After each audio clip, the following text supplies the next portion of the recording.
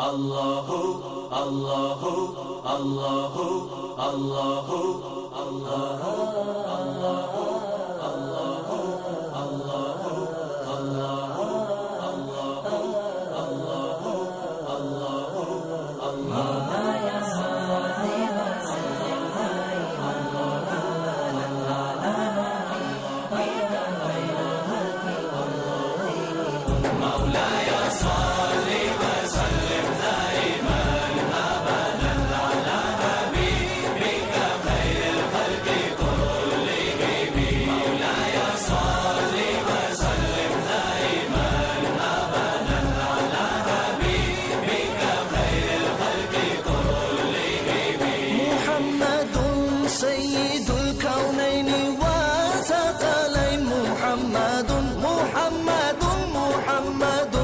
سيد الكونين وثقلين والفريقين من غرب ومن عجم مولاي صل وسلم دائما ابدا على محترم ناظرین، السلام علیکم ورحمۃ اللہ وبرکاتہ۔ قائد اہل سنت امام شاہ احمد نورانی صدیقی مدنی رحمۃ اللہ علیہ کے 19ویں عرس مبارک کے موقع پر موتیبلوش کی حنفی محمدی مسجد میں عقیدت و محبت کے ساتھ جس روحانی عرفانی محفل کا اہتمام کیا گیا، اس کی ویڈیو ریکارڈنگ آپ دیکھ رہے ہیں۔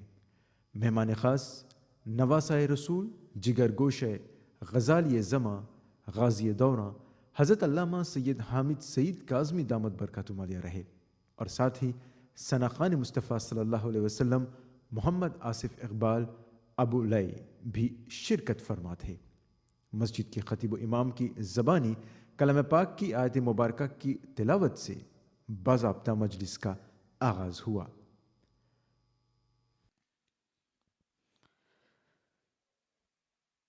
اصحاب الجنة هم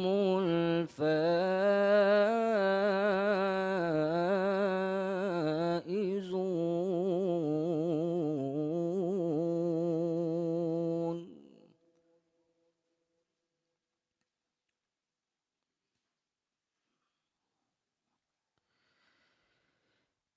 لو أنزلنا هذا القرآن على جبل لرأيته خاشعا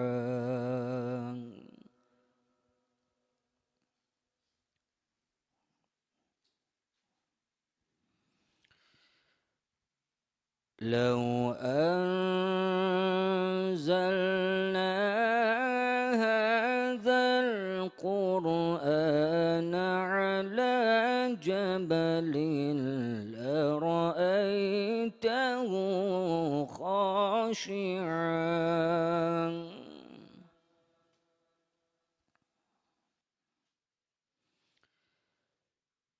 لرأيته خاشعا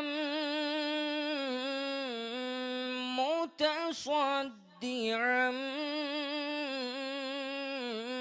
من خشية الله.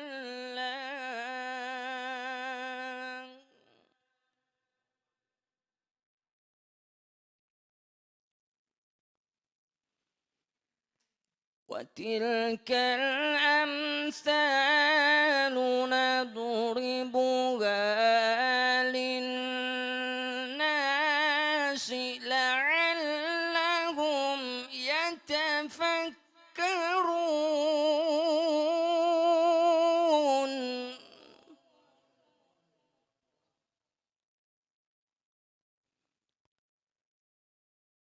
هو الله الذي لا إله إلا هو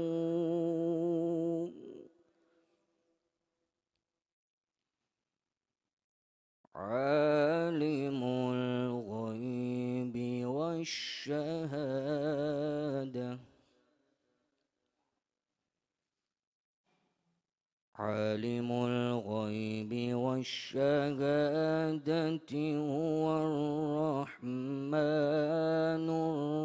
الرحيم.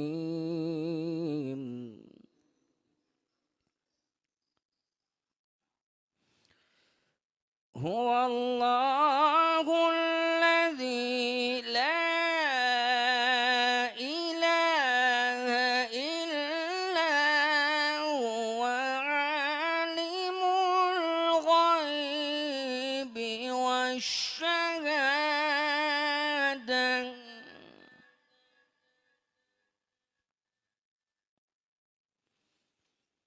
عالم الغيب والشهادة هو الرحمن الرحيم.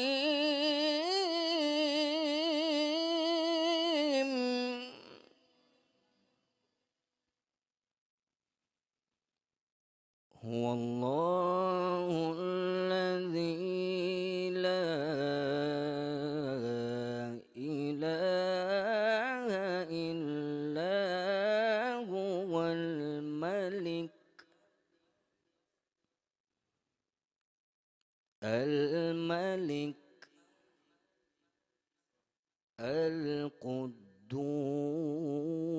القدوس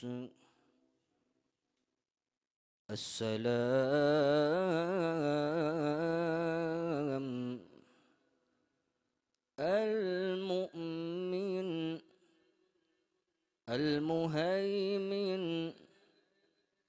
العزيز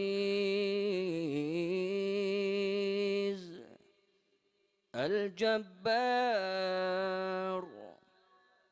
المتكبر. سبحان الله عما يشركون.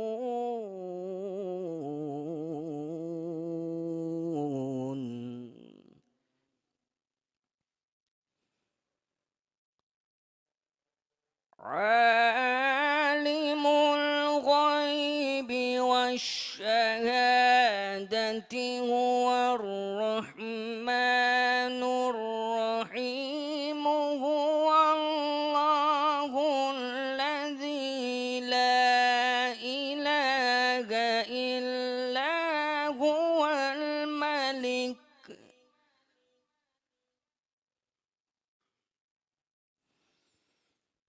الملك القدوس السلام المؤمن المهيمن العزيز الجبار المتكبر. سبحان الله عما يشركون.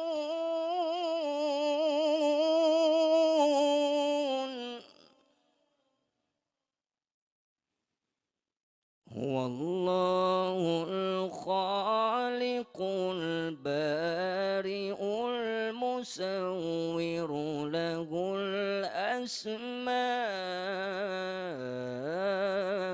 الحسنى يسبح له ما في السماوات والأرض وهو العزيز الحكيم. صدق الله العظيم. بعد ازاں نعت کے چند اشعار پیش کرنے کی سعادت حاصل کیے محمد حسنین نے. صلی اللہ علیہ یا رسول اللہ وسلم علیک یا حبیب اللہ. پھر صلی اللہ علیہ یا رسول اللہ وسلم عليك يا حبيب الله چمک تجھ سے پاتے ہیں سب پانے والے چمک تجھ سے پاتے ہیں سب پانے والے میرا دل بھی چمکا دے چمکانے والے میرا دل بھی چمکا دے چمکانے والے چمک تجھ سے پاتے ہیں سب پانے والے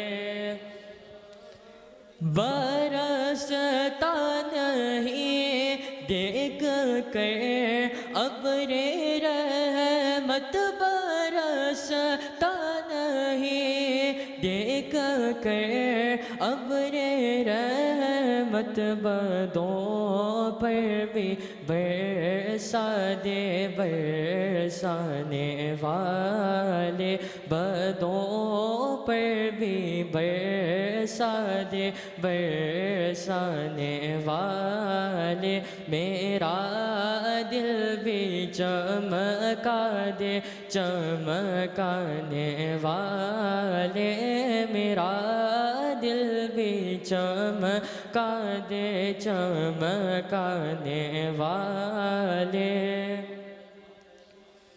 مدینے کے قیت خدا تجھ کو راکے مدینے کے قیت خدا تجھ کو راکے غریبوں فقیروں کے تہرانے والے غریبوں فقیروں کے تہرانے والے میرا دل بھی چمکا دے چمکانے والے میرا دل بھی چمکا دے چمکانے والے ناظرین اس وقت آپ مکہ المکرمہ سوسائٹی کی جانب سے منعقدہ 19ویں عرس صدیقی رحمۃ اللہ علیہ کی ویڈیو ریکارڈنگ دیکھ رہے ہیں جو موتائے بلانش کی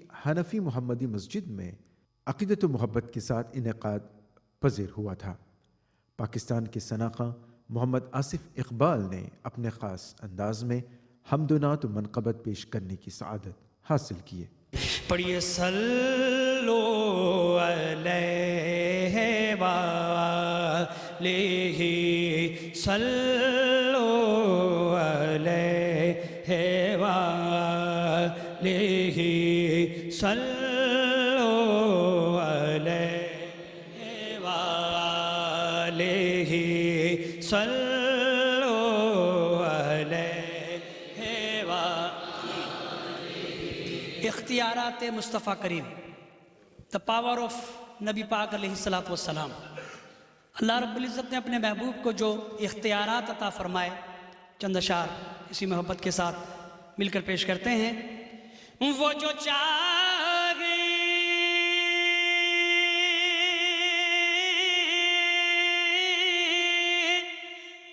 چاند کو توڑ دیں انہیں اختیار دیا گیا وہ جو چاہے چاند کو توڑ دیں انہیں اختیار دیا گیا انہیں اختیار دیا گیا وہ پھر اس کے ٹکڑوں کو جوڑ دیں وہ پھر اس کے ٹکڑوں کو جوڑ دیں وہ پھر اس کے ٹکڑوں کو جوڑ دیں انہیں اختیار دیا گیا صلو علیہ وآلہ صلو علیہ وآلہ صلو علیہ وآلہ اور جسے چاہا در پہ بلا لیا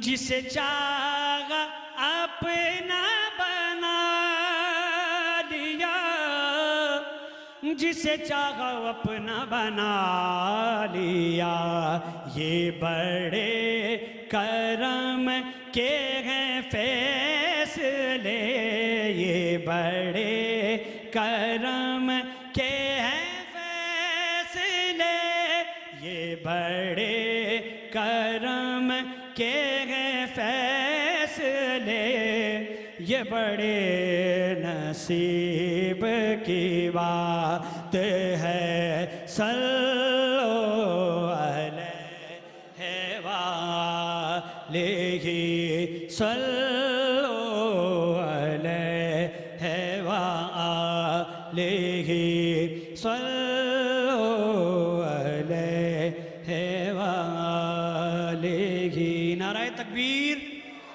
علیہ صلو علیہ وآلہ صلو علیہ وآلہ صلو علیہ وآلہ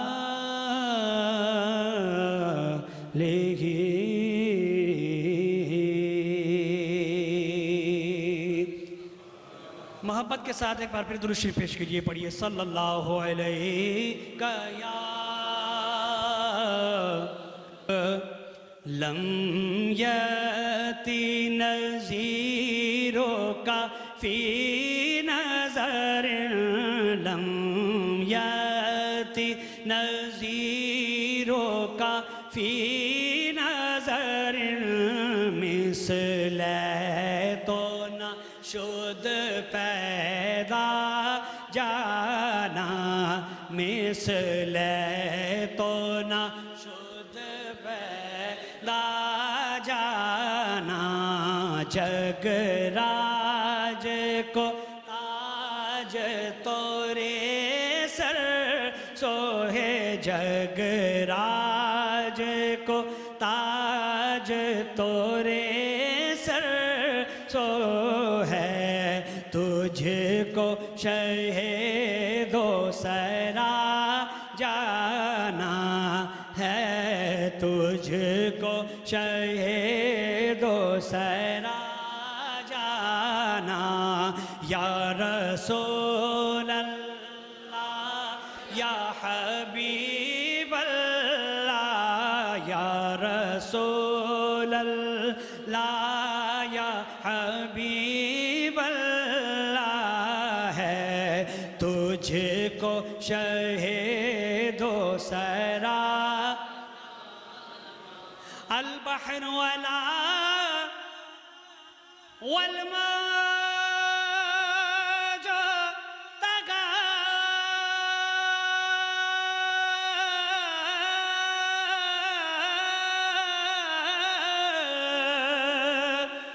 من بے کس و طوفان ہوش ربا من بے کس و طوفان ہوش ربا منجھدار میں ہوں بگڑی ہے ہوا منجھدار میں ہوں یا رسول اللہ منجھدار میں ہوں بگڑی ہے ہوا موری نیا پار لگا جانا موری نیا پار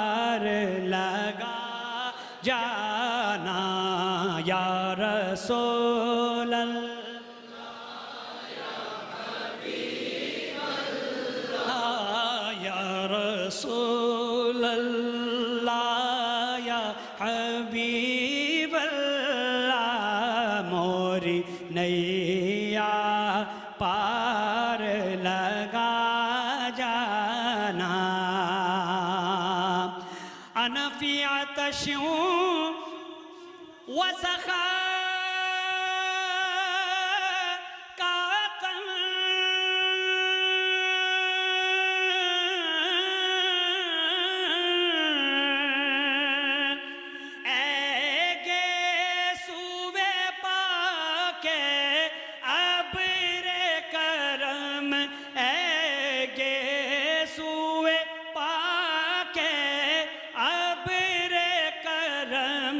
برسن ہارے رم جم رم جم برسن ہارے رم جم رم جم برسن ہارے رم جم رم جم رم جم رم جم رم جم رم جم رم جم رم جم رم جم رم جم رم جم رم جم رم جم رم جم رم جم رم جم رم جم رم جم جم برسن ہارے رم جم رم جم دو بوند ادھر بھی گرا جانا یا رسول اللہ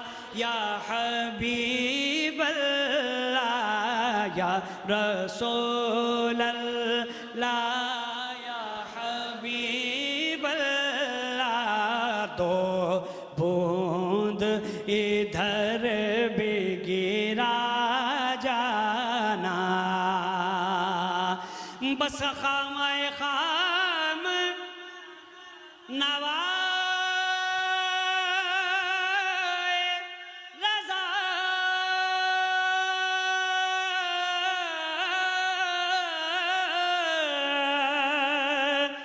نہ یہ طرز میری نہ یہ رنگ میرا نہ یہ طرز میری نہ یہ رنگ میرا ارشاد احبا ناطق تھا ارشاد احبا ناطق تھا ناچار اس راہ پڑا جانا یا رسول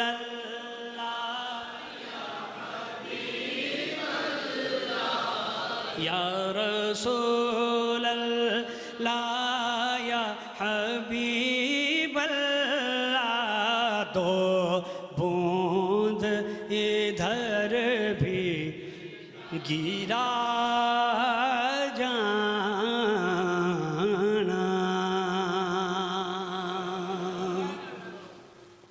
جبھی میری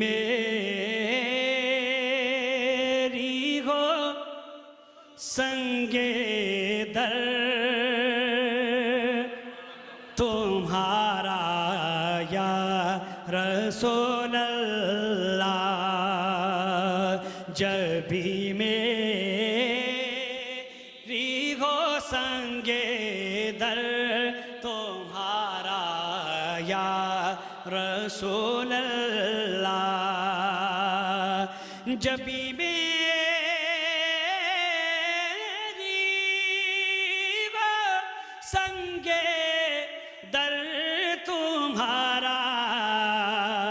یا رسول اللہ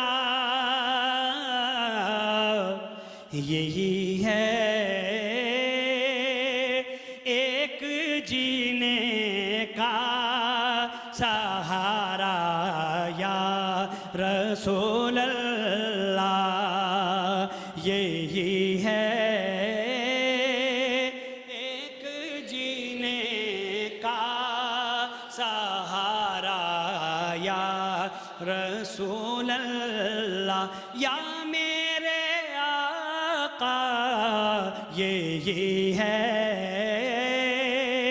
ایک جینے کا سہارا یا رسول اللہ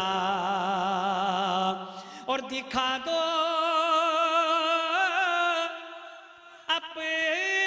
اپنا چہرہ پیارا پیارا یا رسول اللہ دکھا دو اپنا چہرہ پیارا پیارا یا رسول اللہ تمہارا جیتے جی کر لوں نظارہ یا رسول اللہ تمہارا جیتے جی کر لوں نظارہ یا رسول اللہ اور بروزے حشر میرے اس یقین کی لاج رکھ لینا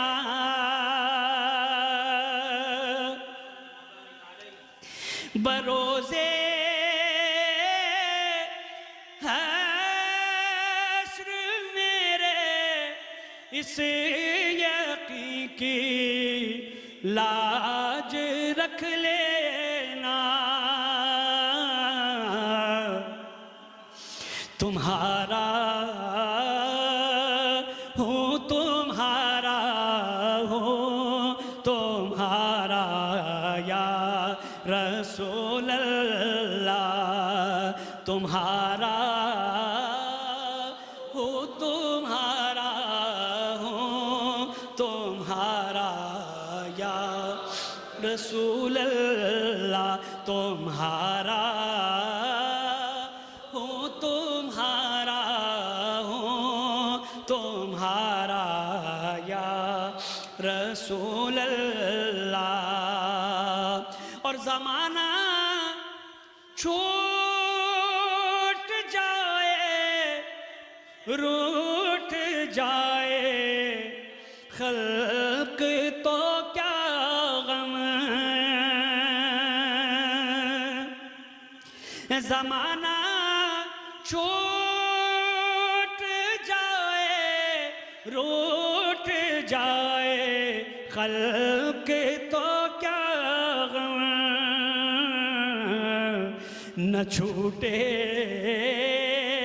ہاتھ سے دامن تمہارا یا رسول اللہ یا میرے آقا نہ چھوٹے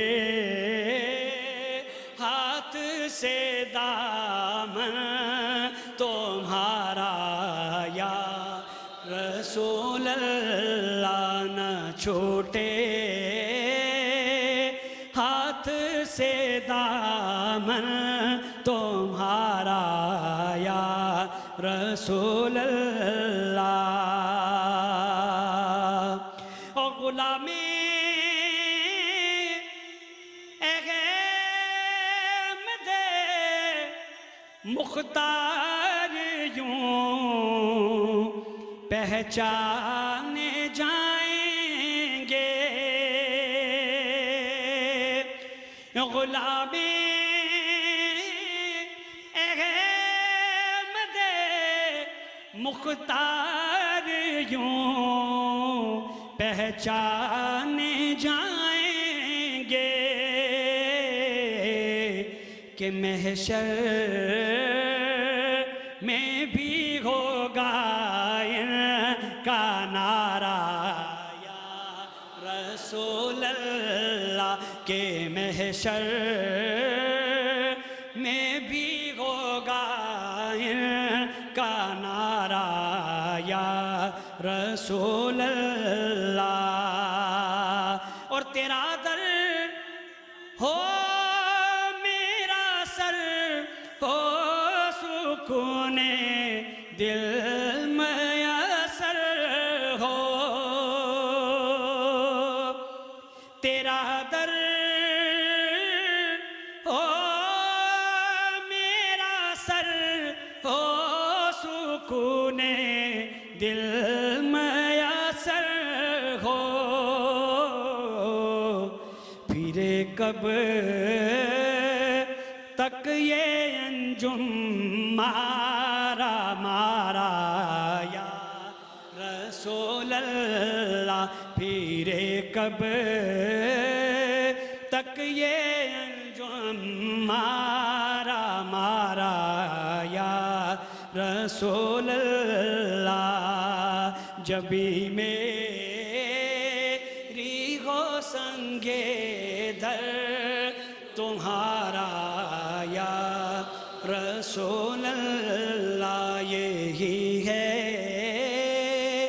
ایک جینے کا سہارا یا رسول اللہ۔ آخر میں چند اشعار قائد اہل سنت حضرت علامہ مولانا درود شریف باوز بلند پیش کیجئے، پڑھیے صلی اللہ علیہ۔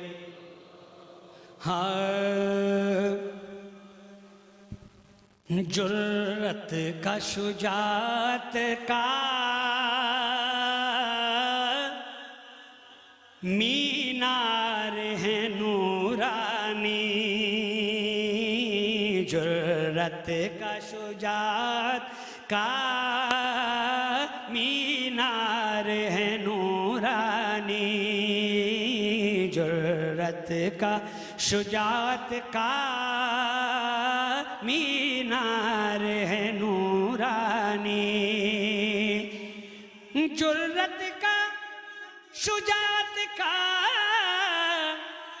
مینار ہے نورانی، بے خوف قیادت کا کردار ہے نورانی، بے خوف قیادت کا کردار ہے نورانی، بے خوف قیادت کا کردار ہے نورانی، اور کردار حسینی ہے، گفتار حسینی ہے،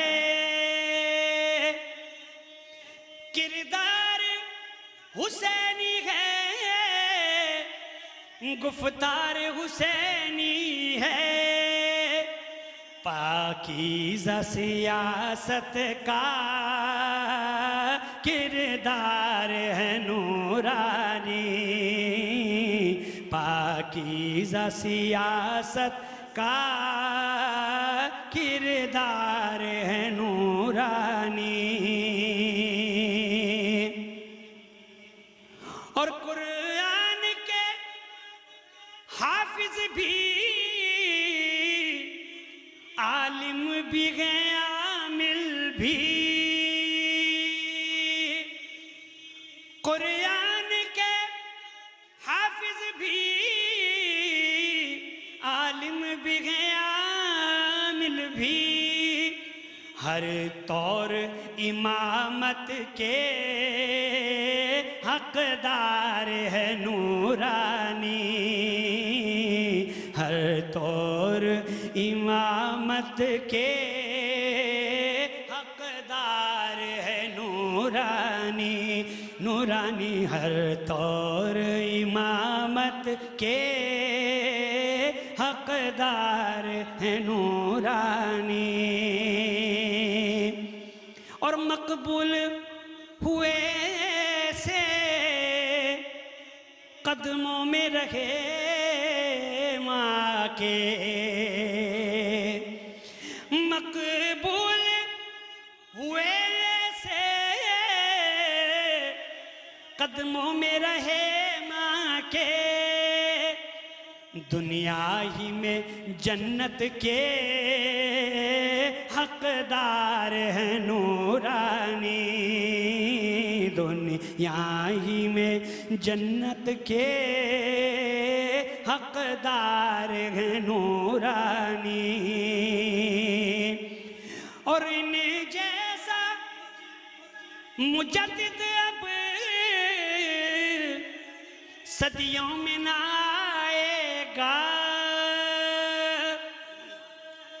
ان جیسا مجدد اب صدیوں میں نہ آئے گا بے مثل ولایت کا شاہکار ہے نورانی بے مثل ولایت کا شاہکار ہے نورانی بے مثل ولایت کا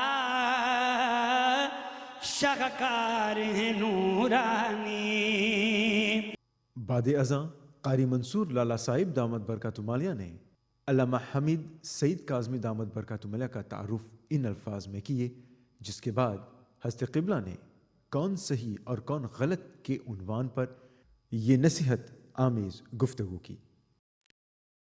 اما بعد اعوذ باللہ من الشیطان الرجیم بسم اللہ الرحمن الرحیم ان اللہ وملائکتہ یصلون علی النبی یا ایہا الذین آمنوا صلوا علیہ وسلموا تسلیما اللہم صل علی سیدنا محمد وعلی آل سیدنا محمد وبارک وسلم.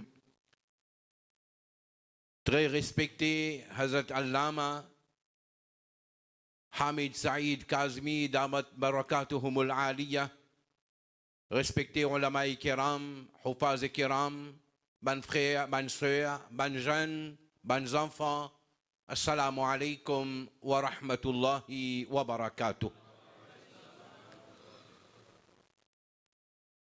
Sans doute c'est un grand faveur qu'Allah Rabbul Alamin fin accorde nous, fin choisir nous ce soir pour mahfil urs Sayyiduna Hazrat Allama Shah Ahmad Nourani Siddiqi Rahmatullahi alayhi. Et ensuite, un autre faveur qu'Allah fin faire, fin accorde nous présence une grande personnalité qui vit devant nous là. Alors dans une situation comme ça, moi-même je suis venu pour en prendre, pour bénéficier. Alors je ne suis pas venu vraiment pour faire causerie, pour faire explication. Tout simplement, je suis venu pour donner quelques points à réfléchir afin qu'ils nous capables de comprendre le vrai message de nous inviter de ce soir.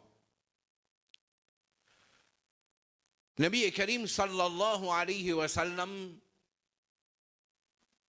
dans un hadith, qui ne connaît pas man ulama, hadith et Jibril. Hadith et Jibril.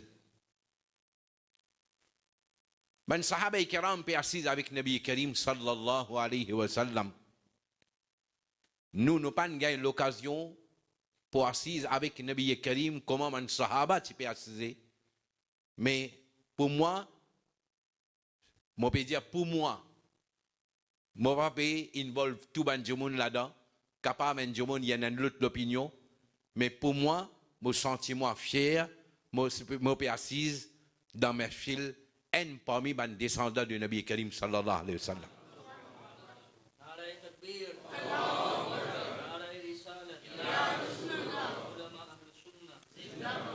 Le temps où les Sahaba et Kiram précisaient, un diamant n'est rentré. Un diamant n'est rentré. Et Hazrat Omar radiyallahu anhu et encore les autres Sahaba, d'autres fins rapportent ce hadith-là, Hazrat Omar radiyallahu anhu, il peut donner une description ça du monde qui vient là.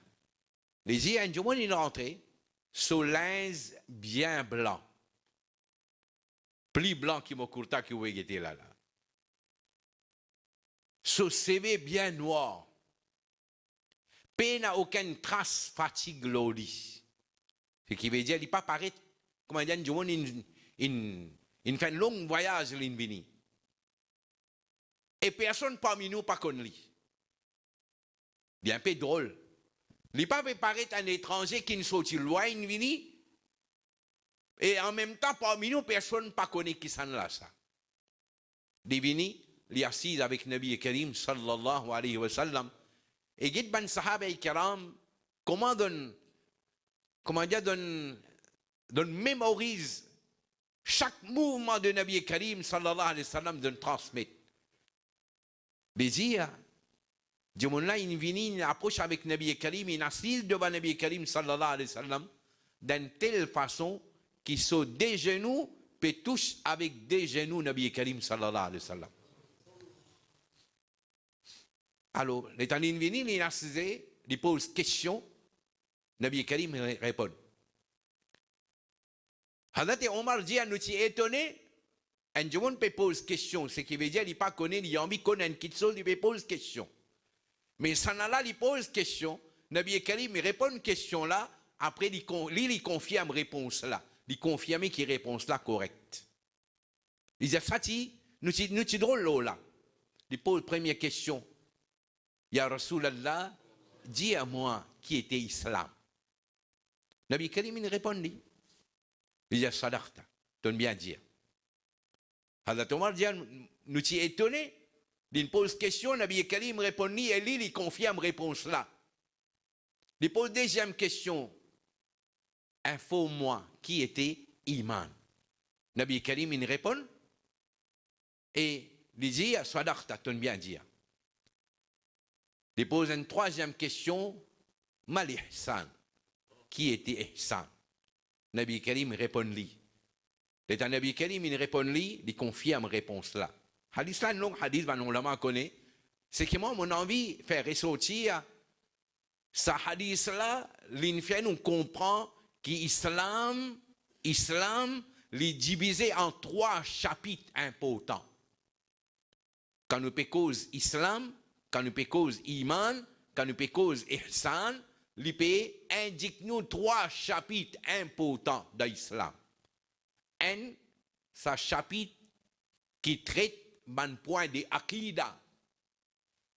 Deuxième, il y a un chapitre qui peut cause nous la vie quotidienne, c'est-à-dire fiqh. Et troisième, il peut cause un chapitre important de l'islam, ce qui nous dit tasawwuf, ce qui nous dit tazkiya, ce qui nous dit tarbiyat. 3 chapitres importants. Si un monde comprend l'islam, juste avec sa 2 premiers chapitres là, il quitte 3e là, ou bien un autre monde il prend 2 derniers là, il quitte 1er là, ou bien un monde il prend 1er et 3e là, il quitte au milieu là, ça du monde là, il ne comprend l'islam là. Pour comprendre l'islam, il faudrait qu'on comprenne tous les 3 chapitres. En même temps, si un monde mal interprète n'importe qui sort dans ces 3 chapitres-là, en réalité, il peut détruire l'islam. Il peut détruire l'islam. Et c'est là que Nabi Karim sallallahu alayhi wa sallam lui dit que ça ilm qui m'a amené là, depuis chaque successeur qui pour un groupe de personnes justes qui pour prendre ça. Et qui d'autre pour faire? Yanfouna ta'wil al-jahilin. Ben là, d'autre pour éloigner depuis sa dîne là, ben fausse interprétation de man jahil. Wantihal al-mawtilin. Et d'autre pour éloigner de sa dîne là, c'est-à-dire de pour préserver sa dîne là, depuis ben jomon qui peut amener un changement dans sa dîne là, modifier sa dîne là. Et troisième, Nabi Karim dit, Saban Jumun là, de pour sauver sa dîne là, depuis ban jomon qui exagéré dans din pour difformer ça l'enseignement de sa din là. Dans ça hadith là, Nabi Karim il fait nous comprendre que sa din là, les pour faire face toi l'ennemi. C'est-à-dire depuis trois côtés ban jomon pour rod attaque sa din là. Un côté je pour attaque ce côté akida, l'autre côté de pour attaque ce côté fiqh et pas ici de pour attaque ce côté tasawwuf. Nabi Karim sallallahu alayhi wa sallam les dit quand ça banjomona pour attaquer l'islam depuis trois côtés, Nabi Karim dit pour ena banjomon là, li bon comment dire ou veille chaque mot de Nabi Karim sallallahu alayhi wa sallam. Pour sauver sa dîne là depuis ça l'attaque qui banjomon peut faire depuis dans trois côtés là, Nabi Karim pan dire mais je connais mettre plus long à maman qui est là, mettre plus joli à terre qui est là. Courta bien joli et na comment dire éliminer tout. Nabi Karim pas dire ça. Connais qui Nabi Karim dit yahmilu hadha al-ilm min kulli khalafin uduluhu. Nabi Karim dit pour capable répondre à l'attaque qui ban là pour faire là, ça ban jomon qui pour faire ça travail là de pour ban jomon qui gagne ilm. Une cause ilm. Et Nabi Karim sallallahu alayhi wa sallam, dans l'autre hadith, il dit, moi fin kit de qualité ilm. Et na en ilmul kitab. Nabi Karim dit, ça c'est preuve, argument devant banjemon. Wa dhalika hujjatun ala nas. Et deuxième, c'est un ilm qalb ça. Un ilm dans lequel qui ça ilm là les pas la fait qu'on assis dans une classe où on prend cahier livre c'est pas qui ou assis dans sohbat un ali medine un Allah wali ou pour bénéficier ça. Nabi Karim il amène sa des qualités ilm là il partager. Et ensuite il y a un ilm ça n'a là lié spécial pour Nabi Karim sallallahu alayhi wa sallam parce qu'il reste un secret entre Allah et son Rasoul. Nabi Karim il partager ou imaginez maintenant si Nabi Karim il partage sa des ilm là, ce umma il gagne, c'est qui quantité de mérité pour gagner, de hakdar pour gagner, il gagne. Parmi tout ban qui gagne ilm, définitivement, Sayyiduna Ali radiyallahu anhu il gagne grand part. Qui fait? Parce que Nabi Karim il dit ana madinatul ilm wa aliyun babuha. Pour faire nous comprendre qui quantité ilm li tiena. Dans une riwayat, il dit, si je fais tafsir sur la Fatiha, je suis capable d'écrire une quantité de livres qui pour bizarre, il y a 70 100 mots pour sortir ce livre-là. C'est sur la Fatiha. Là. Imaginez Hazrat Ali radiyallahu anhu. Hazrat Ali radiyallahu anhu est en gagné, celui qui vient après lui, il bénéficie ça avec lui. Qui s'en a qui vient, il y en a beaucoup. Mais parmi là-dedans, Imam Hussein radiyallahu an, l'in bénéficié ilm qui Hazrat Ali radiyallahu an tiena. Imam Hussein, c'est qu'il a gagné.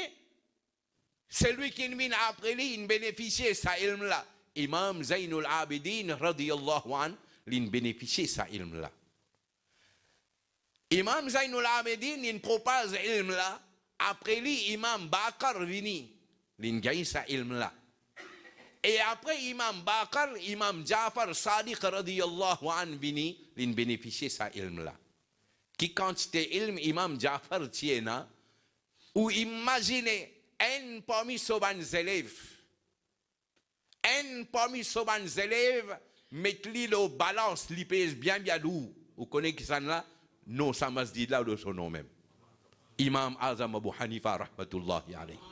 Alhamdulillah, sa masjid là porte le nom Hanafi.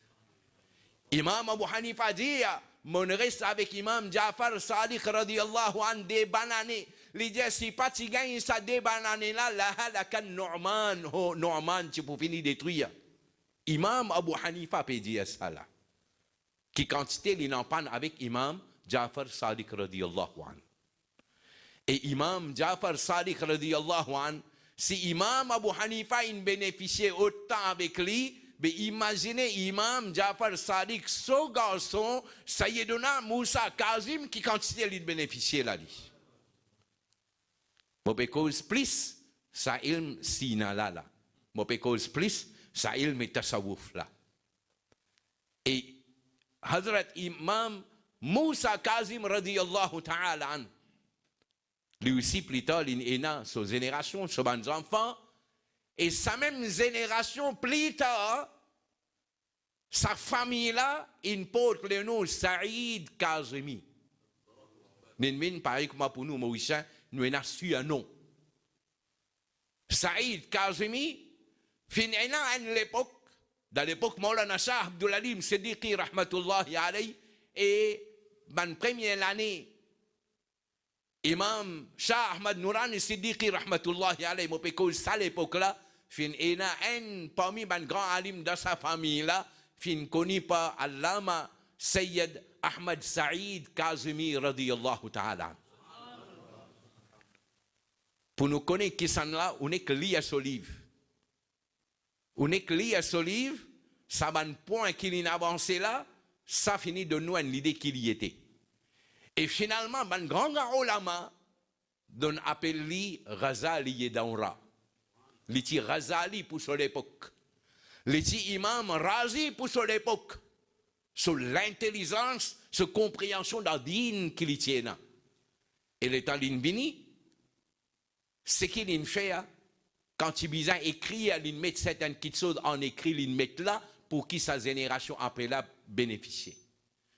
Quand il trouve pour sa génération après là, il n'est pas pour bénéficier ce qu'il écrit là, mais en même temps, il prépare des éléments, des élèves, il quitte là. Parmi ces élèves, nous gagnons Allama Ghulam Rasoul Saïdi, rahmatullahi ta'ala alayhi. Ces élèves-là, qui quantité, ils n'en prennent avec ce stade pour donner l'idée là, ils font tafsir Coran 12 volumes. Ils font commenter à Sahih al-Bukhari 16 volumes. Ils font commenter à Sahih Muslim 7 volumes. Et laisse-moi dire, un livre qu'il a préparé là, il servi plus que 450 livres références. 450 livres références. Nous prenons une page à 4, nous plions en D, nous mettons une couverture, nous disons un livre. Imaginez, nous dans l'époque là, Allama Ghulam Rasoul Saïdi peut faire référence 450 livres. Et un livre là-dedans, 72 volumes. Vous comprenez que je vais dire où là? 72 volumes. Et ce livre-là, il y a une histoire derrière ça. Imam Shah Ahmad Nourani Siddiqui rahmatullahi alayhi, il a une place. Il peut prendre nouvelle. Allama Ghulam Rasoul Saïdi peut dire, je peux faire ça. Et mon travail est bloqué à cause d'un livre. Maulana a dit, qui livre? Les a dit, mon père de Tarikh Baghdad, mon papa gagné.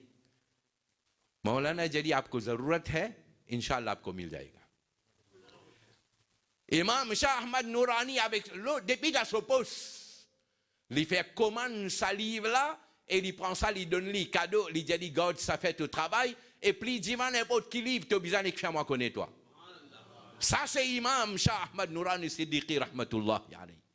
Alors, Allama Ahmad Saïd Kazimi radiyallahu ta'ala, il écrit pour que les générations capables de profiter, et en même temps, il éduque les jeunes, il fin éduque les élèves, il prépare les éléments, il met là, et ça, les élèves là, il fait sa quantité de travail là.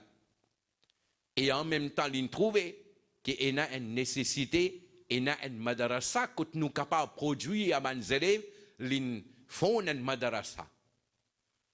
بسم الله الرحمن الرحيم يضل به كثيرا ويهدي به كثيرا صدق الله مولانا العلي العظيم وصدق رسوله النبي الأمين ونحن على ذلك لمن الشاهدين والشاكرين والحمد لله رب العالمين. شیخ الحدیث کی ترکیب بولی جاتی تھی تو ایک ہی ہستی مراد ہوتی تھی، حضرت مولانا سردار احمد صاحب رحمۃ اللہ علیہ. شیخ القرآن کی ترکیب صرف حضرت مولانا عبدالغفور ہزاروی رحمۃ اللہ علیہ کے لیے خاص ہوتی تھی۔ حکیم الامت کا لقب صرف اور صرف حضرت مفتی احمد چار خان نعیمی علیہ رحمہ کو سجدہ تھا، اور خطیب پاکستان صرف حضرت مولانا حافظ محمد شفیع اکاڑوی کہلواتے تھے۔ لیکن اب آج کل عالم یہ ہو گیا ہے کہ جس کے پاس اپنی مسجد نہیں ہوتی وہ خطیب پاکستان کہلاتا ہے۔ تو اسی طرح قائد اہل سنت صرف اور صرف حضرت قبلہ مولانا شاہ احمد نورانی علیہ رحمہ کہلاتے تھے، لیکن ان کے پردہ کرنے کے بعد وہ ہر کس و ناکس کو یہ لقب دیا جانے لگا، اور یہ لقب جو ہے گویا اپنی وقت کھو بیٹھا۔ لیکن آج بھی جب حضرت مولانا شاہ احمد نورانی کے لیے جب یہ ترکیب بولی جاتی ہے تو پھر مفہوم سمجھ میں آتا ہے کہ قائد اہل سنت کسے کہتے ہیں۔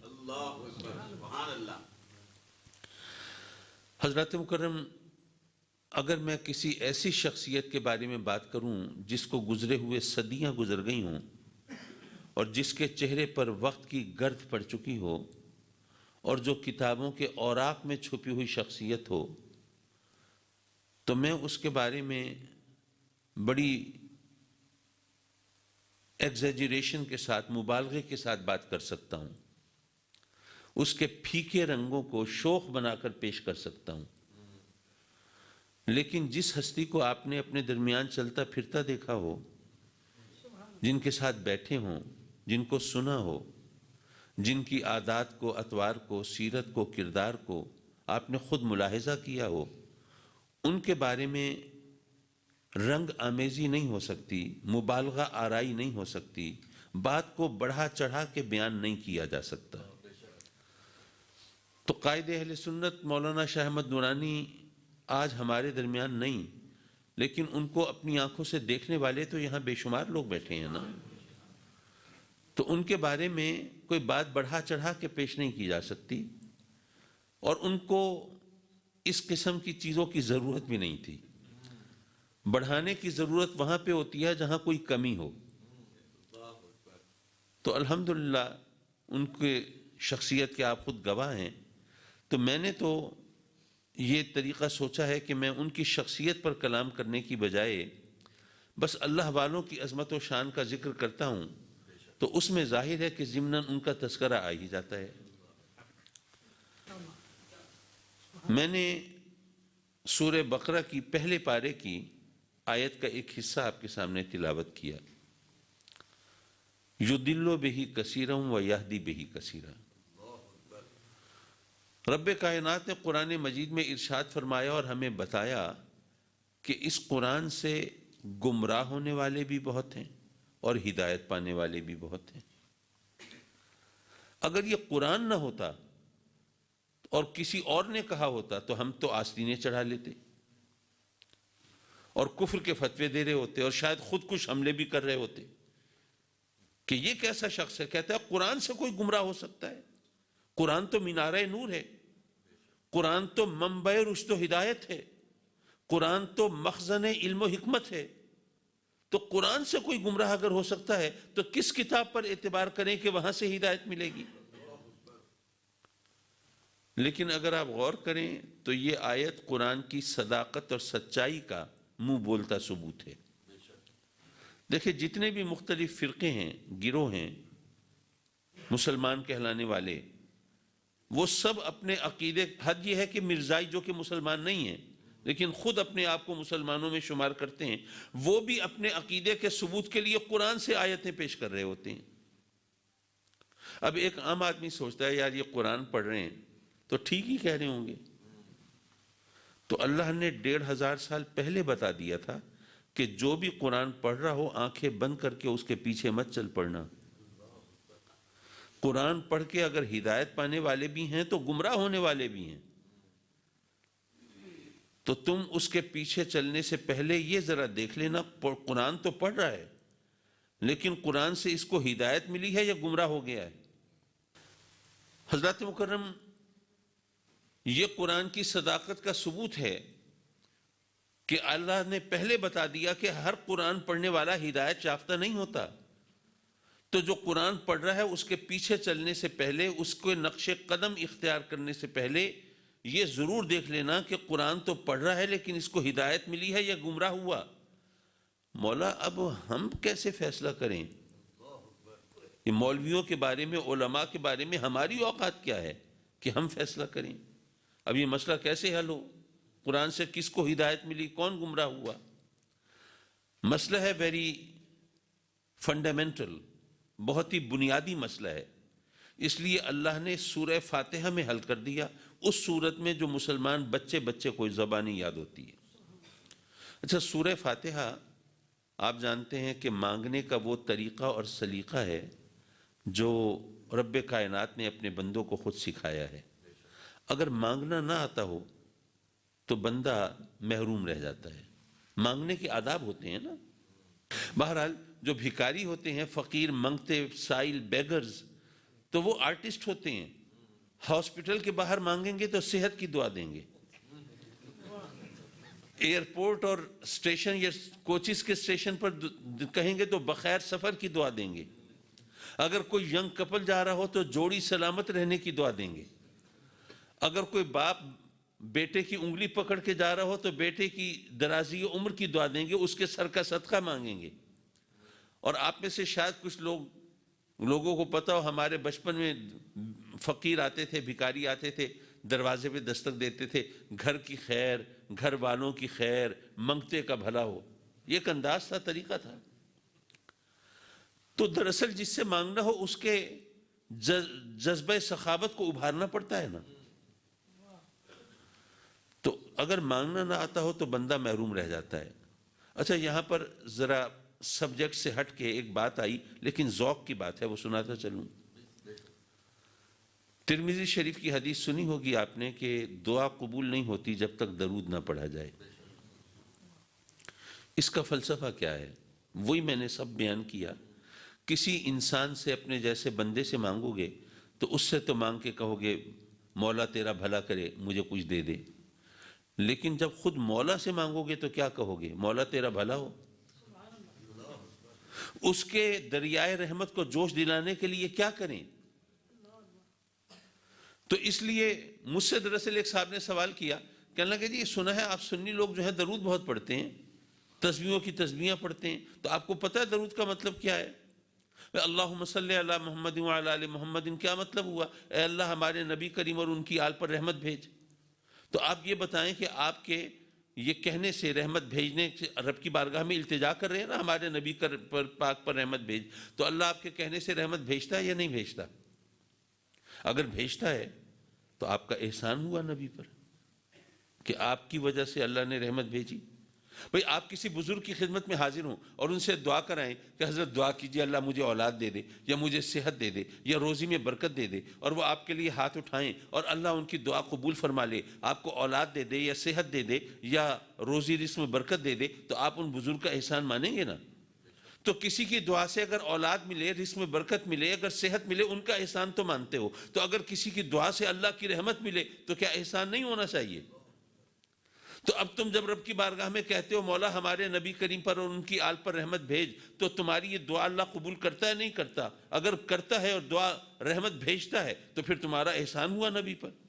اور اگر تمہارا عقیدہ یہ ہے کہ ہم کیا ہیں، ہماری اوقات کیا ہے نبی کریم پر احسان کرنے کی، وہ تو ہمیں تو جو کچھ ملا ہے ان کے صدقے میں ملا ہے، ہمیں تو وجود بھی ان کے صدقے میں ملا ہے، لولاک لما اظہرت الربوبیۃ۔ تو اس کا مطلب یہ ہوا کہ پھر تمہارے کہنے سے اللہ رحمت نہیں بھیجتا؟ نہیں بھیجتا تو پھر کہنے کی ضرورت کیا ہے؟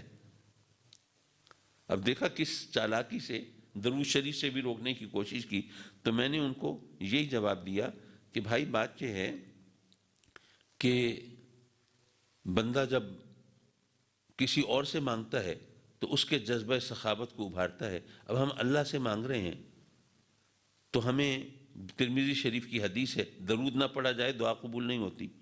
تم نے جو مانگنا ہے اپنے لیے مانگ لو، مال مانگ لو، دولت مانگ لو، عزت مانگ لو، شہرت مانگ لو، اولاد مانگ لو، جو کچھ مانگنا ہے مانگ لو۔ اس کے بعد درود پڑھو اور رب کی بارگاہ میں عرض کرو مولا ہمارے نبی پاک پر، ان کی آل پر رحمت بھیج۔ تو رب کائنات گویا یہ فرمائے گا یہ میرا بندہ گناہ گار تو ہے، خطا کار تو ہے، سیاہ کار تو ہے، لیکن میرے محبوب کے لیے رحمت مانگ رہا ہے، تو پھر اس کی اپنی جھولی خالی کیوں ہے؟ تو مانگتے آقا کریم کے لیے ہے، در حقیقت جھولی تو اپنی بھر رہے ہوتے ہیں۔ تو حضرات مکرم اگر مانگنے کا سلیقہ نہ آتا ہو تو آدمی محروم رہ جاتا ہے۔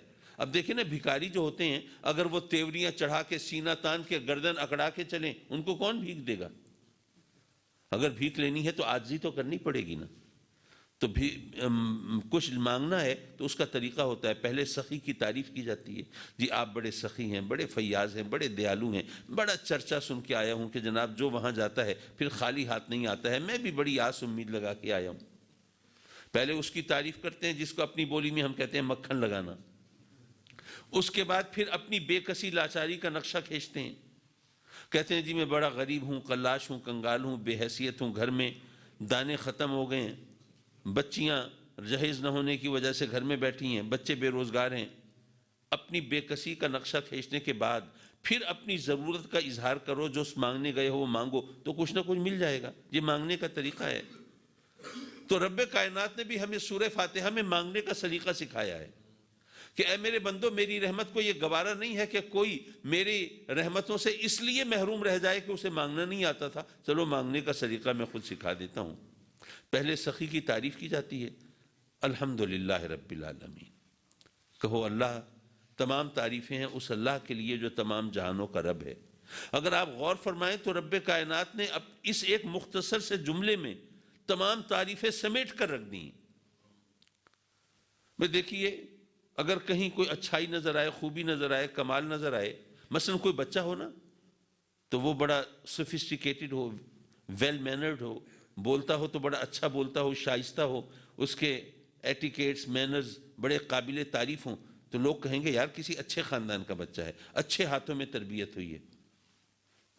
خوبی نظر آ رہی ہے بچے میں، کمال نظر آ رہا ہے بچے میں، اچھائی نظر آ رہی ہے بچے میں، لیکن تعریف پالنے والے کی ہو رہی ہے۔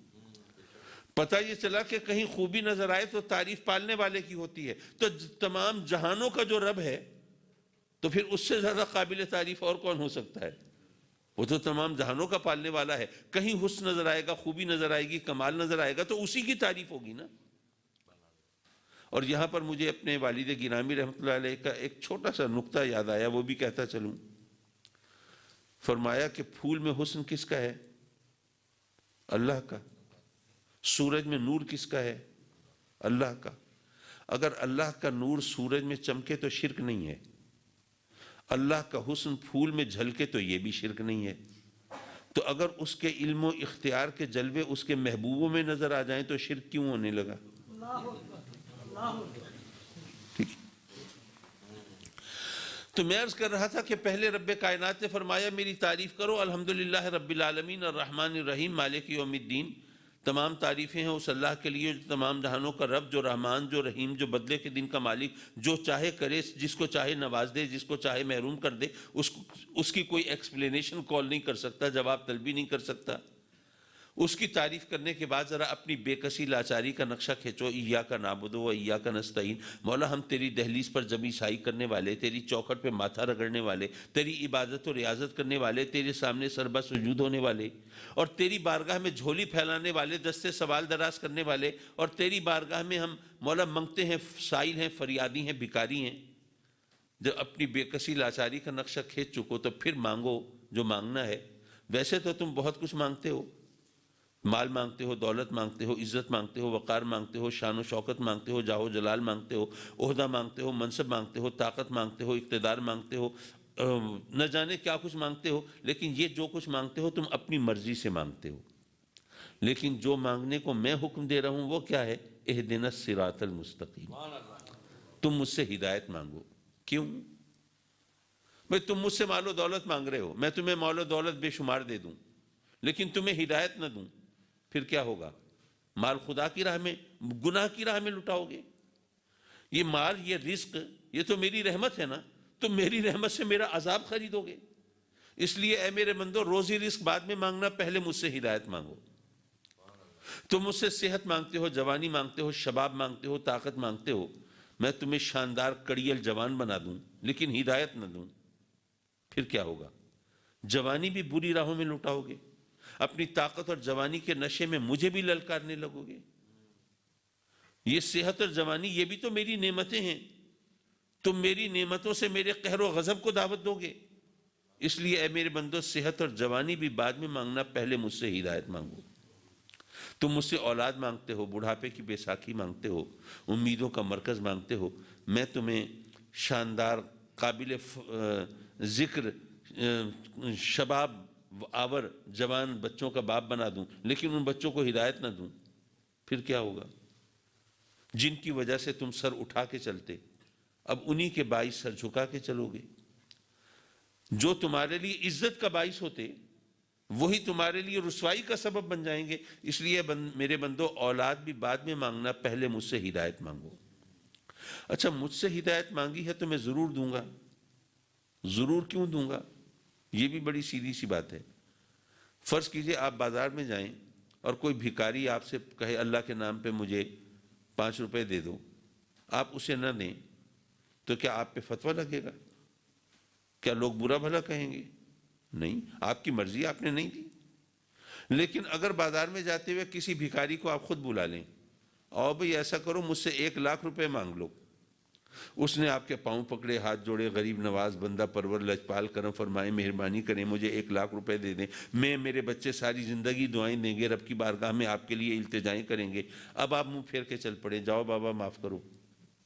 اب لوگ آپ کو برا کہیں گے یا نہیں کہیں گے؟ کہیں گے۔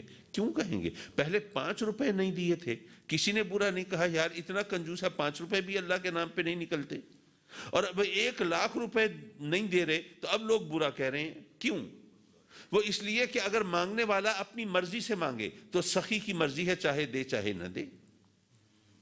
لیکن اگر سخی خود کہے کہ مجھ سے یہ مانگو، پھر کوئی سوال کرے، اب سخی پر لازم ہے وہ ضرور دے، نہیں دے گا تو باتیں تو بنیں گی، آوازیں تو کسے جائیں گے۔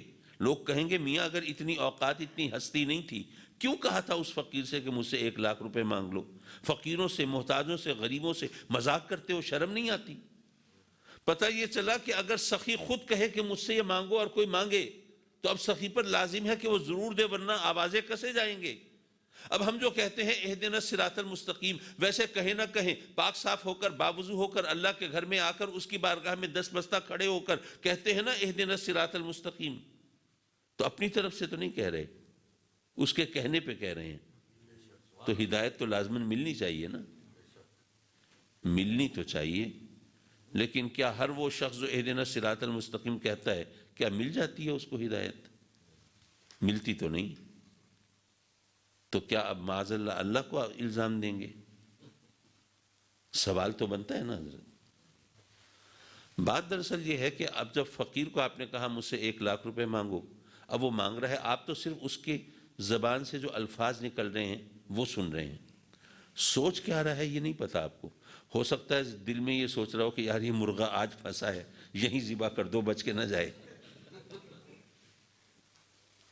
لیکن جب رب کی بارگاہ میں بندہ کہتا ہے اہدنا الصراط المستقیم، تو وہ صرف بات نہیں سنتا، وہ جو ہم سوچتے ہیں وہ بھی جانتا ہے، جو بولتے ہیں وہ بھی جانتا ہے، جو دکھاتے ہیں وہ بھی جانتا ہے، جو چھپاتے ہیں وہ بھی جانتا ہے، جو نیت ہے وہ بھی جانتا ہے، جو عمل ہے وہ بھی جانتا ہے، ظاہر بھی جانتا ہے، باطن بھی جانتا ہے، اس سے کچھ چھپا ہوا نہیں ہے۔ وہ جانتا ہے کہ بندہ جو میری بارگاہ میں کھڑا کہہ رہا ہے اہدنا الصراط المستقیم، کیا واقعی مجھ سے ہدایت مانگ رہا ہے، یا اس کو یہ سورت یا نماز بچپن میں اس کے استادوں نے، والدین نے سکھا دی تھی، رٹا دی تھی، یہ رٹی ہوئی نماز اس کی زبان سے جاری ہے، یہ اس کے زبان سے تو کہہ رہا ہے اہدنا الصراط المستقیم، لیکن مانگتا مانگتا کچھ نہیں ہے، اس کا دھیان کہیں اور ہے، خیال کہیں اور ہے، ذہن کہیں اور ہے، یہ بولتا کچھ اور ہے اور سوچتا کچھ اور ہے۔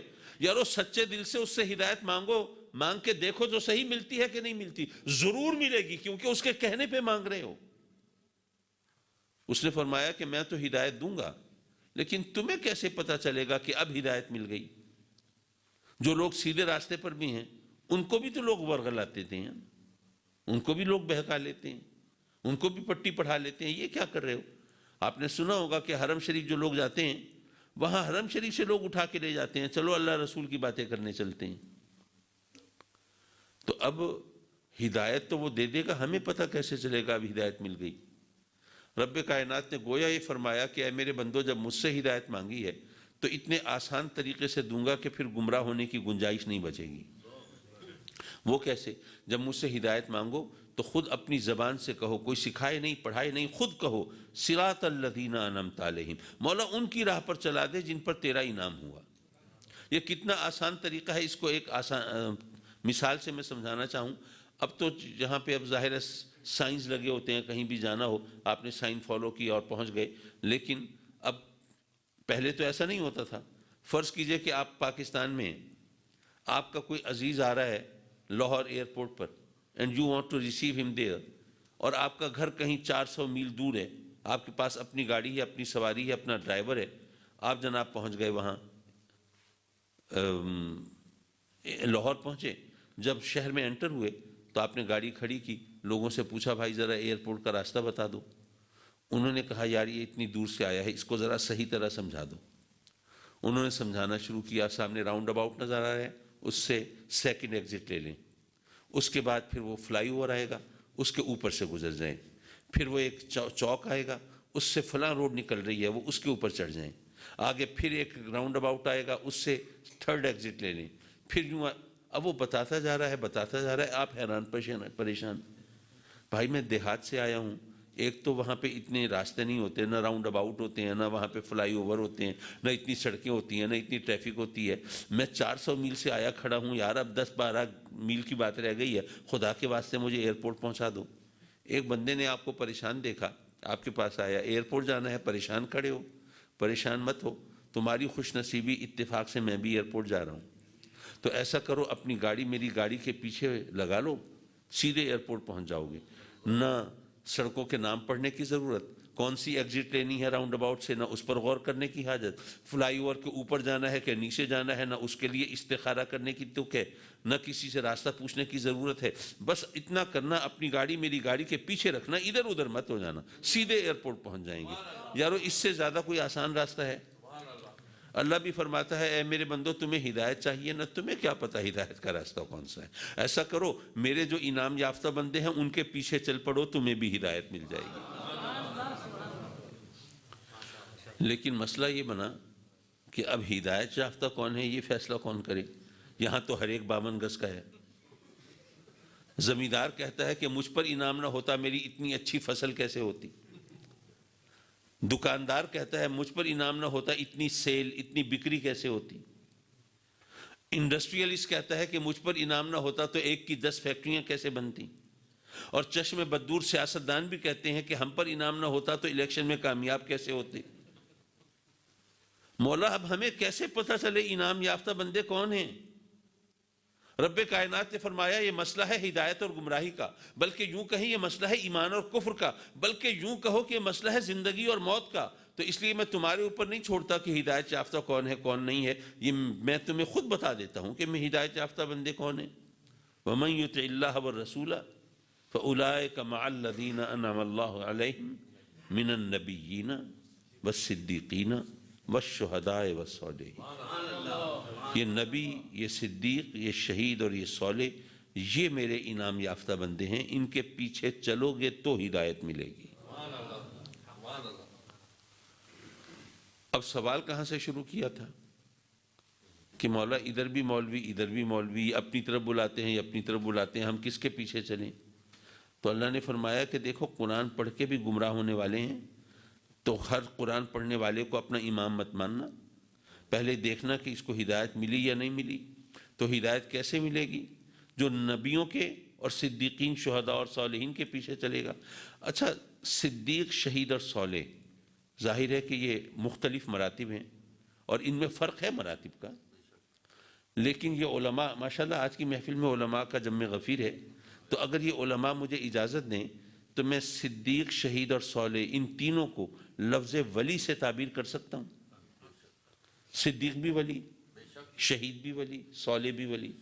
تو اللہ فرماتا ہے کہ قرآن سے ہدایت کس کو ملے گی؟ جو نبیوں اور ولیوں کے پیچھے چلتا ہے۔ صراط الذین انعمت علیہم، ان کے پیچھے چلنے سے ہدایت ملے گی جن پر انعام ہوا، اور انعام کن پر ہوا؟ وہ اللہ کے نبیوں اور ولیوں پہ ہوا۔ تو اب ہدایت، قرآن سے ہدایت بھی ملتی ہے، گمراہ بھی ہو جاتے ہیں۔ گمراہ کون ہوگا؟ ہدایت کس کو ملے گی؟ جو قرآن پڑھ کے نبیوں اور ولیوں کے پیچھے چلے، اس کو ہدایت ملی۔ اب اتنا آپ دیکھ لیں، قرآن تو سبھی پڑھ رہے ہیں، وہ کون ہیں جو قرآن پڑھ کے نبیوں اور ولیوں کے پیچھے چلتے ہیں، اور وہ کون ہیں جو قرآن پڑھ کے نبیوں اور ولیوں کے پیچھے پڑ جاتے ہیں اور لوگوں کو بتاتے ہیں جی نبی سے بھی گناہ کا ارتکاب ممکن ہے، رسول بھی خطا کار ہو سکتا ہے۔ یارو کسی کو اتنی سمجھ میں نہیں آتی کہ جن ہستیوں کے نقش قدم کے صدقے میں ہمیں ہدایت ملنی ہے، اگر وہ بھی گمراہ ہو سکتے ہیں تو ہمیں تو ہدایت کا خیال ہی چھوڑ دینا چاہیے۔ حضرات مکرم، اب ہمارے لیے کرسٹل کلیئر ہو گیا، اب کسی ایمبیگیوٹی، کوئی ابہام، کوئی کنفیوژن نہیں رہا درمیان میں۔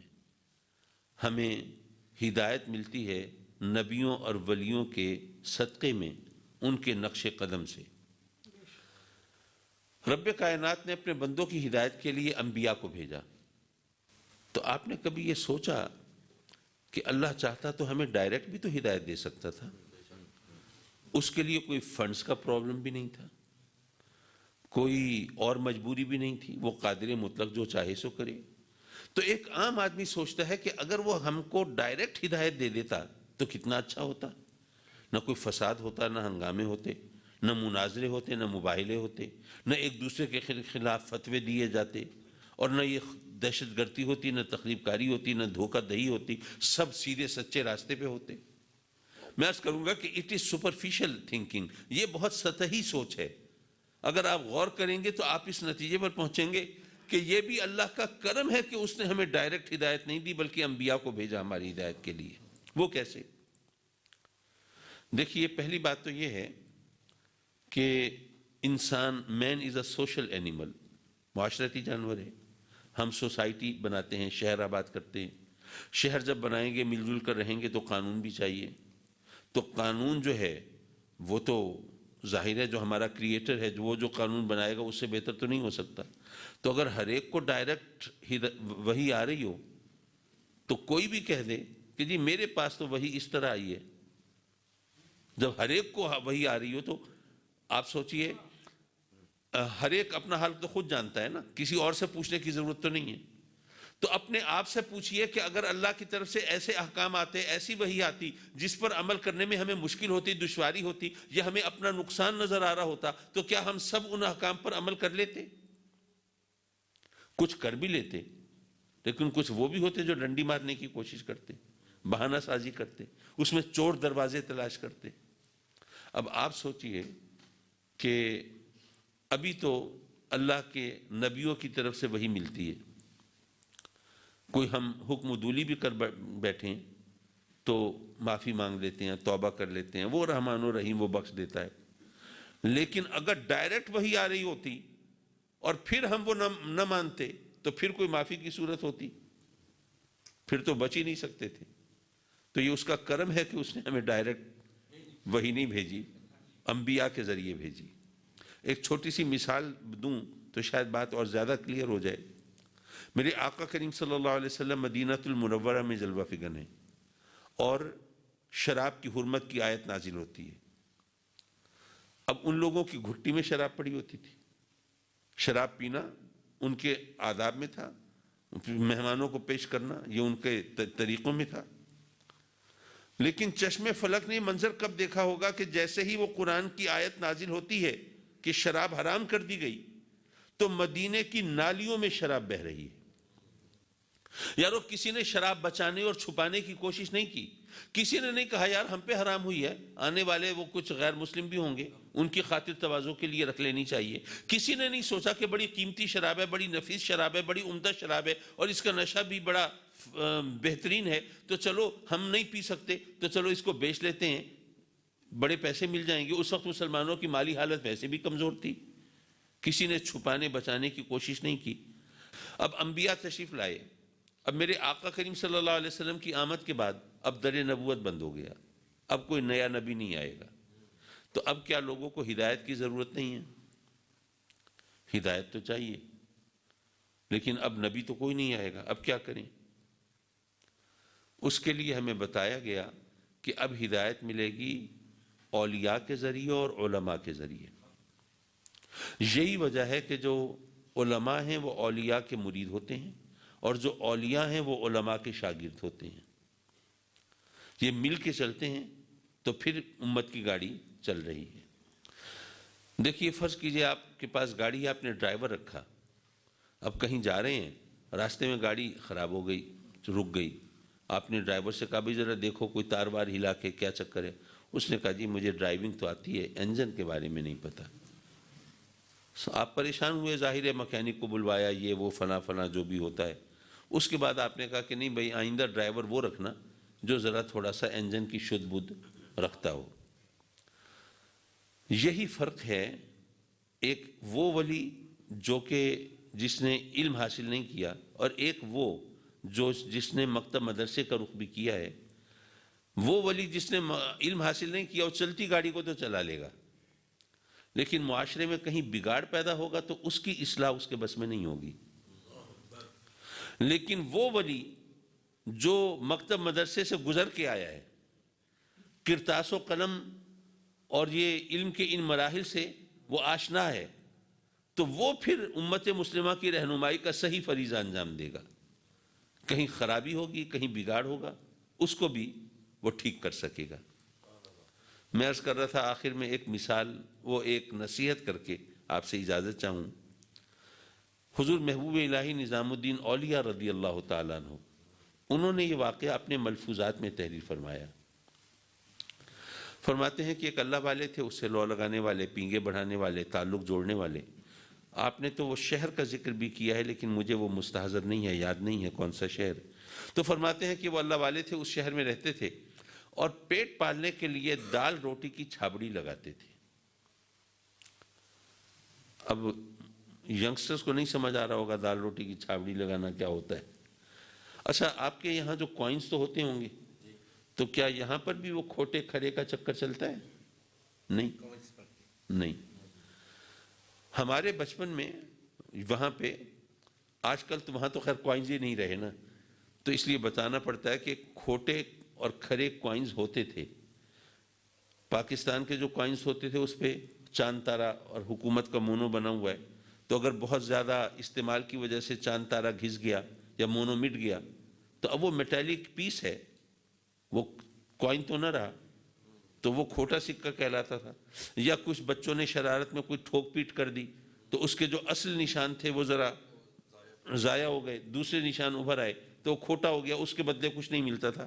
چونکہ اس حکایت میں کھوٹے کوائنز کا ذکر ہے، میں نے کہا کہ I should explain it before۔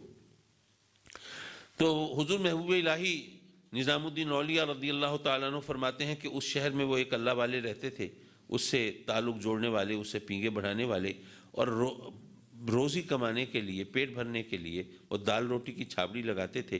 تو ایک ینگسٹر، ایک نوجوان ایک دن گیا، ایک کھوٹا سکہ ان کو دیا اور دال روٹی مانگی، انہوں نے دیکھا۔ اب وہ نوجوان سوچ رہا ہے کہ اب یہ دیکھ رہے ہیں تو مجھے واپس کر دیں گے، یہ تو کھوٹا سکہ ہے، اس کے بدلے تو سودا نہیں مل سکتا۔ لیکن بڑا حیران ہوا، دیکھا بھالا، گلے میں ڈالا، دال روٹی دے دی۔ اب نوجوان کنفیوز، یہ دیکھا تو تھا انہوں نے، پھر کیسے دے دی؟ اس نے سوچا لگتا یہ ہے کہ بوڑھے آدمی ہیں نا، ان کی نظر ہو گئی ہے کمزور، یہ پریٹینڈ کرتے ہیں، دکھاوا کرتے ہیں، میں دیکھ رہا ہوں مجھے پتہ چلتا ہے، لیکن ان کو پتہ وتہ نہیں چلتا۔ اگر پتہ چلتا پھر کیوں کھوٹا سکہ لے کے سودا دیتے؟ گھر گیا نوجوان، اپنے گھر والوں کو کہا کہ کسی کے پاس کھوٹا سکہ ہو نا، اسے ضائع نہ کریں، پھینکے نہیں، فلاں جگہ وہ بوڑھا آدمی دال روٹی بیچ رہا ہے، اس سے جا کے دال روٹی کھا لیں۔ اچھا گھر والوں نے بھی ایکسپیریمنٹ کیا، گئے، کھوٹا سکہ دیا اور دال روٹی مانگی، انہوں نے دیکھا بھالا، گلے میں ڈالا، دال روٹی دے دی۔ اب تو کنفرم ہو گیا، ان بیچاروں کو نہیں پتہ چلتا۔ اب انہوں نے اپنے دوستوں، احباب، عزیزوں، رشتہ داروں سب کو بتایا، خوب کھوٹے سکے چلے وہاں، اور ان بزرگ کے پاس وہ ڈھیر لگ گیا کھوٹے سکوں کا۔ حضور محبوب الہی رضی اللہ تعالیٰ عنہ فرماتے ہیں کہ کچھ عرصے کے بعد ان بزرگ کا دنیا سے رخصت ہونے کا وقت آ گیا۔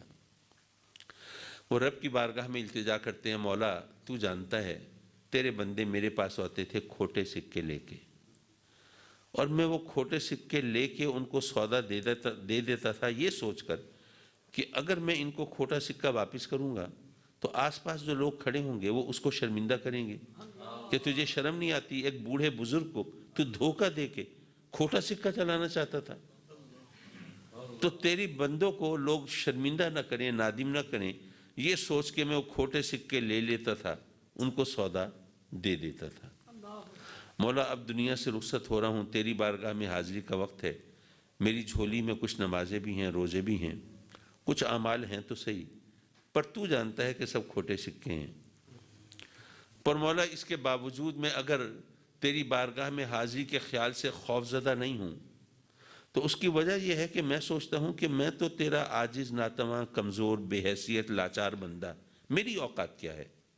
اگر میں تیرے بندوں کو شرمندگی سے بچانے کے لیے کھوٹے سکے قبول کر لیتا تھا، سودا دے دیتا تھا، تو رحمان و رحیم ہے، تو ستار ہے، تو غفار ہے، تو مولا مجھے یقین ہے کہ تو بھی اپنے اس عاجز کمزور بندے کو میدان محشر میں مخلوق کے سامنے رسوا نہیں ہونے دے گا، اور میرے یہ کھوٹے سکے تو بھی قبول فرما لے گا۔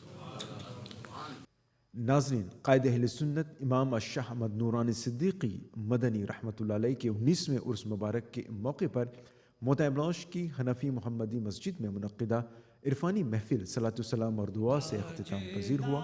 یہ پروگرام بھی پائے تکمیل کو پہنچ جائے گا۔ آپ کی توجہ کے لیے شکریہ۔ اگلی ملاقات تک میرے کو اجازت۔ السلام علیکم ورحمۃ اللہ وبرکاتہ۔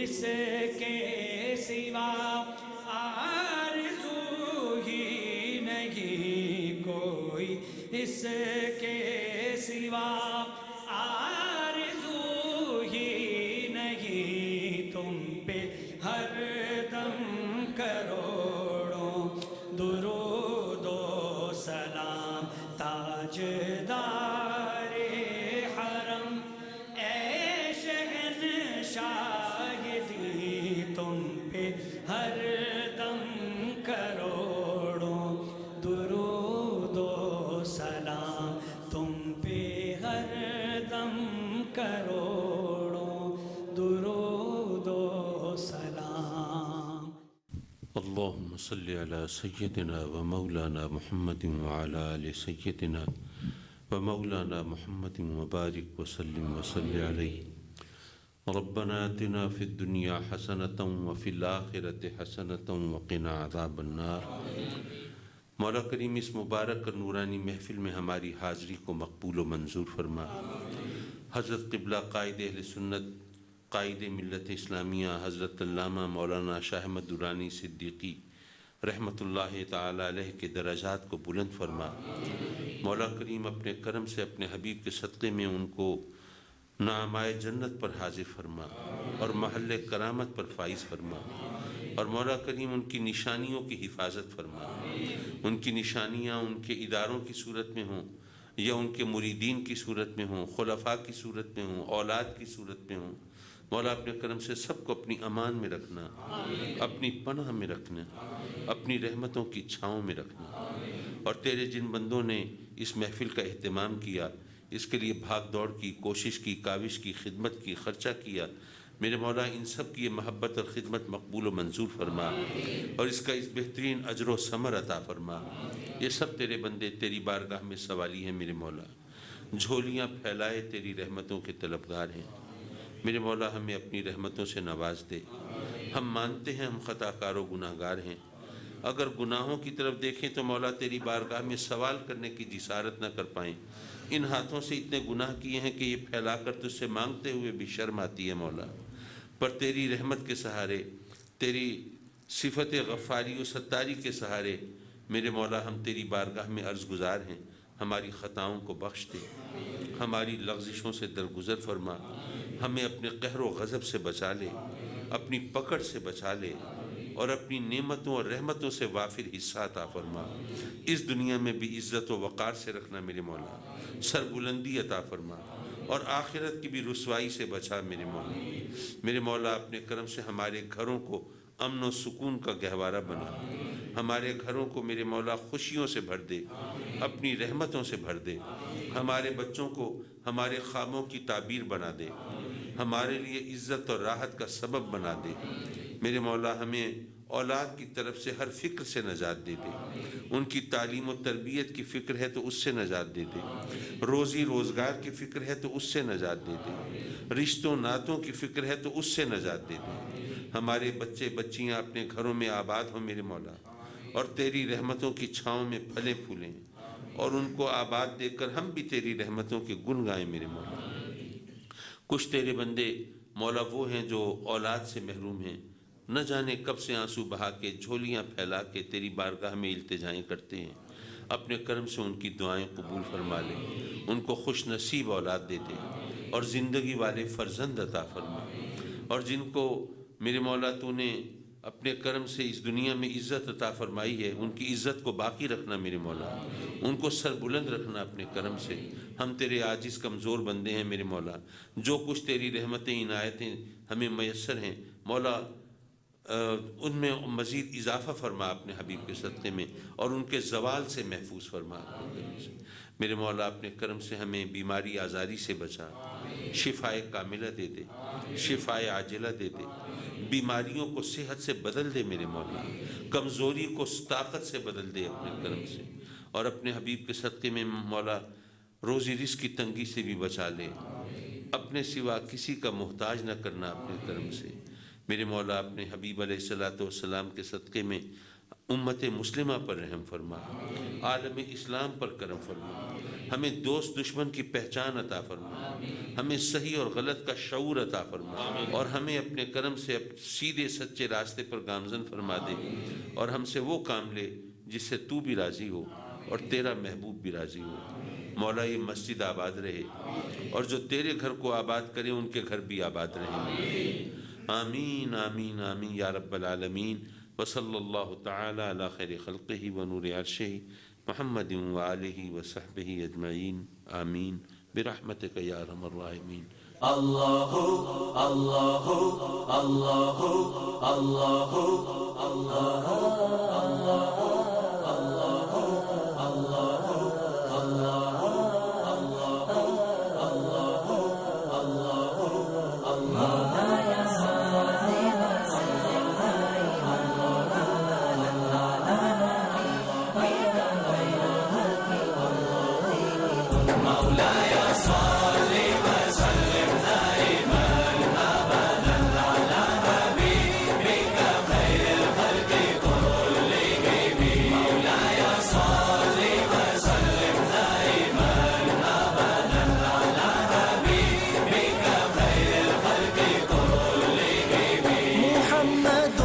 سيد الكونين وثقلين محمد محمد محمد سيد الكونين وثقلين والفريقين من غرب ومن عجم مولاي